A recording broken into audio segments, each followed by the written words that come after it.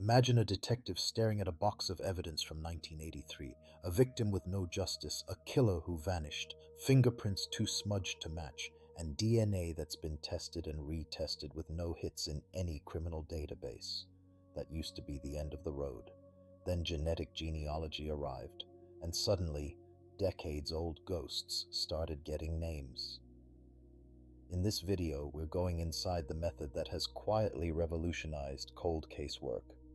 We'll follow the trail from a single degraded DNA sample to a sprawling family tree, and ultimately to a suspect who's never been arrested before. No sci-fi, no magic, just science, statistics, and thousands of relatives who took consumer DNA tests for fun. By the end, you'll understand how cases once considered unsolvable are closing every month, and what it might mean for your own DNA sitting in a database somewhere right now. Genetic genealogy sits at the crossroads of two worlds: casual ancestry testing and serious criminal investigation. Millions of people have spit in a tube to learn whether they're part Irish or to find a long-lost cousin. Law enforcement realized that same data could help identify unknown suspects and victims linked to cold case DNA. In this video, we'll break down, step by step, how investigators use public DNA databases, family trees, and old-fashioned detective work to crack cases that have been frozen for 20, 30, even 50 years. We'll talk about the science, the success stories, and the ethical gray areas nobody can ignore. If you're into true crime, forensic science, or just curious where your DNA might travel, stick around to the end because each segment builds on the last. And if you like deep dives like this, consider subscribing and tapping the notification bell so you don't miss future investigations. To understand genetic genealogy, we need to separate it from traditional forensic DNA. Standard forensic testing, like CODIS in the United States, looks at a small set of markers, short tandem repeats or STRs, useful for matching a crime scene sample directly to a known offender. But CODIS only works if that exact person or their previous crime scene DNA is already in the system. Consumer DNA tests, like those from ancestry companies, use a different approach. They analyze hundreds of thousands of SNPs, tiny variations spread across your genome. These SNP patterns can reveal not only who you are, but who you're related to: siblings, cousins, even distant kin. Genetic genealogy leverages this dense SNP data instead of the limited STR markers. When police have a crime scene DNA profile that doesn't match CODIS, they can, in some circumstances, convert that DNA into a SNP profile and search for relatives in certain public databases, lighting up entire family networks. The bridge between your home ancestry kit and a police investigation is the public genealogy database. Sites like GEDmatch and, historically, Family Tree DNA allow users to upload raw DNA data from consumer testing companies. The original purpose was completely benign: to find distant relatives, build deeper family trees, and geek out over shared great-grandparents. Some of these platforms, however, created policies that permit law enforcement access under certain conditions, usually for violent crimes or unidentified remains. Detectives, working with trained forensic genealogists, upload a crime scene SNP profile as if it were a regular user. The site then returns a list of genetic matches, people who share chunks of DNA, indicating they're related, sometimes as close as a second cousin, sometimes far more distant. These matches are the starting points, not the end. From a handful of partial relatives, genealogists attempt to reconstruct an entire family tree and narrow it down to a single candidate. Once the matches appear, the real detective work begins, and it looks less like a lab and more like a genealogy hobbyist's dream scaled up and weaponized. A forensic genealogist starts with the top matches, those sharing the most DNA with the unknown suspect or victim. Using public records, census data, obituaries, social media, newspaper archives, they identify how those matches are related to each other. Picture building a giant family tree that stretches back to great-grandparents, then forward again to every descendant. Marriage records, birth certificates, old yearbooks, and even find a grave entries fill in the gaps. Throughout this process, investigators track key details: ages, locations, migration patterns, and family rumors that could line up with the crime scene. Slowly, individuals emerge who fit the right age range, lived near the crime, and fall in the correct position on the genetic puzzle board. The pool of potential suspects shrinks from thousands to a handful. Let's talk about the infamous proof of concept, the Golden State Killer. For decades, California was haunted by a serial rapist and murderer whose identity remained a mystery despite DNA evidence. Traditional databases yielded nothing. In 2018, investigators generated a SNP profile from crime scene DNA and uploaded it to GED Match. They didn't magically get a match to the killer. Instead, they got distant relatives, third and fourth cousins. A genetic genealogist built multiple family trees, zeroing in on a specific ancestral couple whose descendants lined up with the DNA matches in California geography. From there, they narrowed the tree to several living males of the right age. Undercover officers collected a discarded DNA item, reportedly a tissue or similar, from one candidate, Joseph D'Angelo. Lab testing compared that sample to the original crime scene DNA. It matched. That final comparison, not the genealogy, became the courtroom-grade evidence, even though genealogy had led them directly to his doorstep.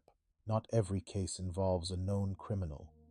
Many involve unknown victims, people found deceased with no identification, sometimes decades ago.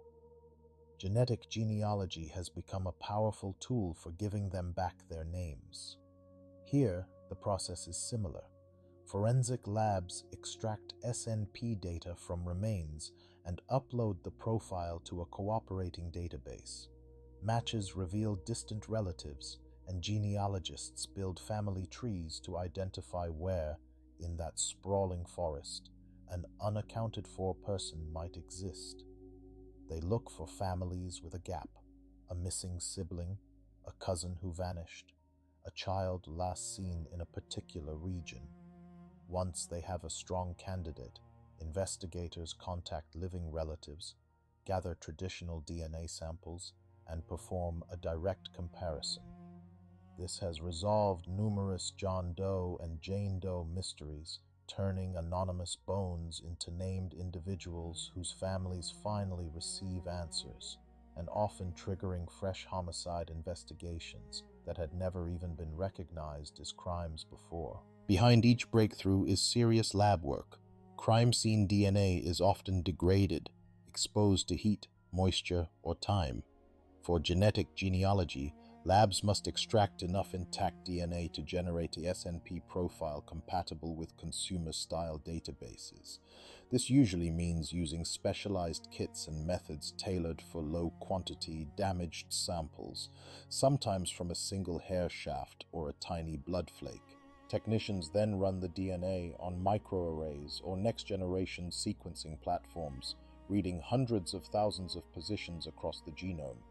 Bioinformaticians clean up the data, filtering contamination and reconstructing as complete a profile as possible. The resulting digital file, lines of A, C, G, and T, is what gets uploaded to genealogy platforms. It's not as simple as hitting upload. Labs must respect platform rules, case eligibility requirements, and chain of custody protocols, so every step would stand up under courtroom scrutiny if the case moves toward prosecution. Constructing a family tree from DNA matches is part art, part science. Genealogists interpret how much DNA two people share, measured in centimorgans, to estimate their likely relationship, perhaps second cousins or half-aunts. But these are probabilities, not certainties. Endogamy, small populations, and complex family histories can blur the picture. To handle this complexity, experts use chromosome browsers, segment triangulation, and advanced statistical tools.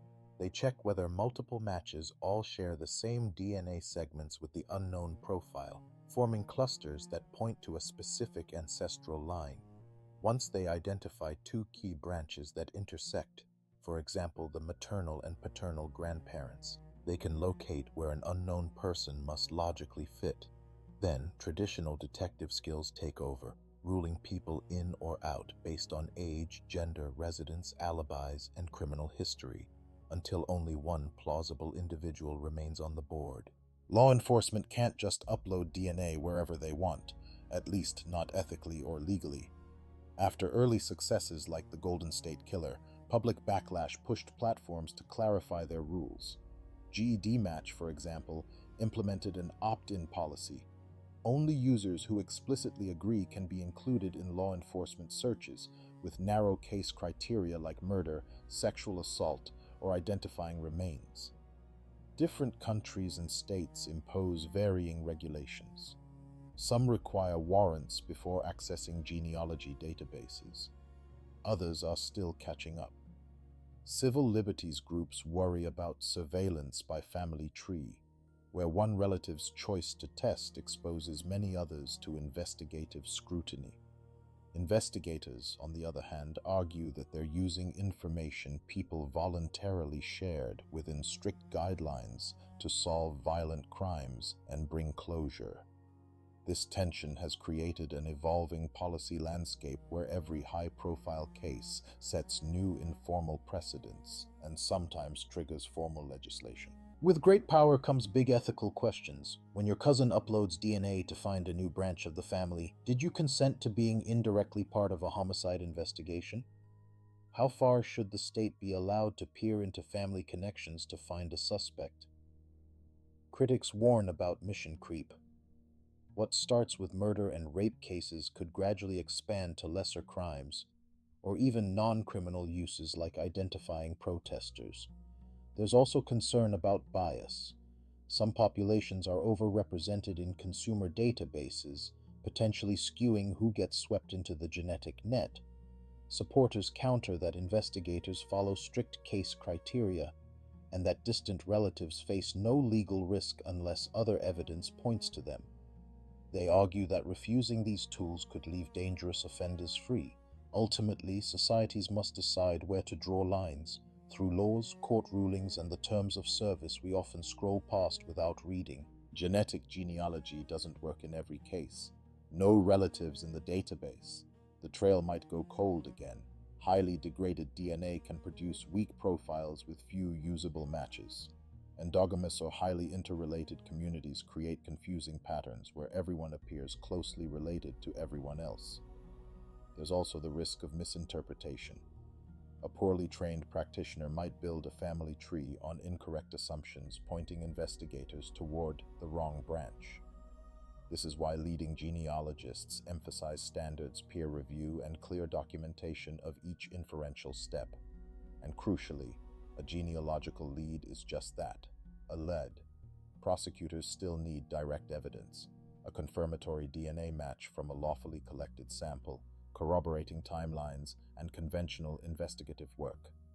When all these pieces line up, cases are strong. When they don't, responsible agencies must back off, even after investing years of genealogical effort. So where is this all heading? Technology is racing forward. New sequencing methods can extract usable DNA from older, more damaged samples, expanding the pool of solvable cases. More people are testing their DNA every year, thickening the web of potential relatives. At some point in many regions, nearly everyone will be within a couple of genealogical hops of someone in a database. We're also seeing specialized forensic genealogy units in police departments and third-party labs. Software is emerging to semi-automate family tree building, although human judgment remains essential. On the policy side, expect clearer laws and perhaps independent oversight boards to review proposed searches. There's even discussion about applying similar methods to missing persons in disasters or conflicts. The core question remains: how do we harness this power to maximize justice, minimize harm, and respect the privacy of millions whose DNA silently sits in corporate servers? Let's distill the big ideas. Genetic genealogy is not magic. It's the fusion of two existing worlds: dense consumer DNA data and old-school family history research. When a crime scene or unidentified remains sample can yield a SNP profile, investigators may, under specific rules, compare it against public or opt-in genealogy databases. Instead of looking for the perpetrator directly, they find relatives, build family trees, and use geography, age, and records to narrow suspects. The genealogy points the way, but traditional DNA confirmation and evidence still carry the legal weight. This approach has identified serial offenders once deemed untouchable and restored names to victims long forgotten. Yet every success story sits inside a debate about consent, privacy, and government reach. As databases grow and technology improves, those debates will intensify. Understanding the process now helps you decide how comfortable you are with your own genetic footprint in this new investigative landscape. If this deep dive changed how you think about those little ancestry kits, or about how cold cases get solved, don't let it end here. Check your own relationship with DNA testing. Have you uploaded to a public site? Are you opted in or out of law enforcement searches? Understanding those settings is part of being an informed digital citizen. I'd love to hear your thoughts. Should genetic genealogy be limited to the most serious crimes or expanded further? Do you worry about privacy, or do justice and closure outweigh those concerns for you? Share your perspective in the comments. The ethical conversation is just as important as the science. If you found this valuable, consider subscribing and turning on the notification bell so you don't miss future investigations into the technologies reshaping justice. And if you're still curious, queue up another video from the channel. We've got more stories where science, law, and human lives intersect.